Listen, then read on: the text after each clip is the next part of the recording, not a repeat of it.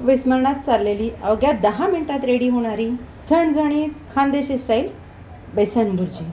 खास मसाल्यामुळे चव होते वेगळी. चला तर मग करूयात सुरुवात. आजच्या रेसिपीमध्ये आपण वापरणार आहोत असे 2 सिक्रेट इन्ग्रेडियंट ज्यामुळे आपल्या भुर्जीची चव दुपटीने वाढेल. ते काय आहेत जाणून घेण्यासाठी व्हिडिओ शेवटपर्यंत नक्की बघा. लागणारं साहित्य आपण थोडक्यात पाहूया. 8 ते 10 कढीपत्ते, 3 ते 4 हिरव्या मिरच्या रिंग कटिंग करून घेतलेल्या, 8 ते 10 लसणाच्या पाकळ्या जाडसर चेचून घेतलेला, फोडणीसाठी जिरं, हळद, चवीनुसार मीठ, 2 बारीक चिरलेले कांदे, 1 टोमॅटो, 1 वाटी बेसन पीठ. 1 वाटी बेसन पीठ मी भांड्यामध्ये घालून घेतलेलं आहे. त्यामध्ये लागेल तसं पाणी ॲड करत आपल्याला बॅटर रेडी करून घ्यायचं आहे. बॅटर रेडी करण्यासाठी मला ज्या वाटीने आपण पीठ मोजून घेतलं ते पाव वाटी पाणी इथे लागलेलं आहे.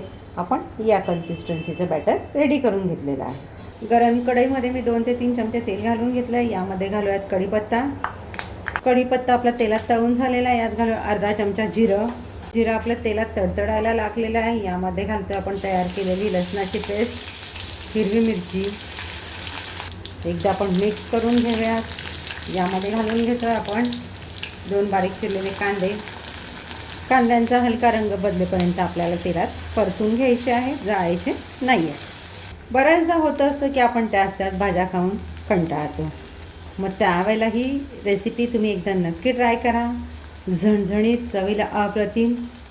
पूर्वीच्या काळी खानदेशात प्रत्येक घराघरात बनवली जाणारी ही रेसिपी आता थोडी विस्मरणात गेलेली आहे. अगदी सोप्या पद्धतीने बनवली जाणारी, स्वयंपाकघरातील मोजक्यात मसाल्यांचा वापर करून तयार होते. पण जर चवीचं म्हणाल तर भन्नाट. तुम्ही एकदा ट्राय करा म्हणजे तुम्हाला कळेल चवीला किती भन्नाट लागते ते.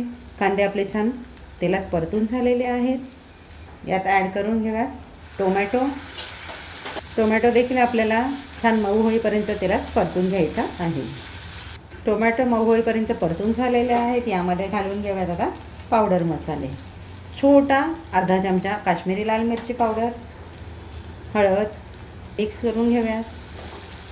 मध्ये ॲड करूयात आपण आपले सिक्रेट इन्ग्रेडियंट ज्याच्याने आपल्या बेसन भुर्जीची चव दुपटीने वाढेल. 2 चमचे किंवा 2 टेबलस्पून भाजलेल्या शेंगदाण्याचं कूट आणि छोटा अर्धा चमचा खानदेशी गरम मसाला. या 2 पदार्थांमुळे आपली जी भुर्जी आहे ना तिची चव अगदी दुपटीने वाढते. भुर्जी खाताना शेंगदाण्याचे जे क्रंच दाताखाली येतात ना ते खूप छान लागतात. आता इथे तुम्ही ज्या वेळेला शेंगदाण्याचं कूट बनवताना ते जाडसर बनवा, बारीक बनवू नका. कूट जितकं जाडसर असेल भुर्जीची टेस्ट आपल्याला खूप छान लागेल खाताना. तर या स्टेजला यामध्ये घालून घेऊयात आपलं तयार केलेलं बेसन पिठाचं बॅटर.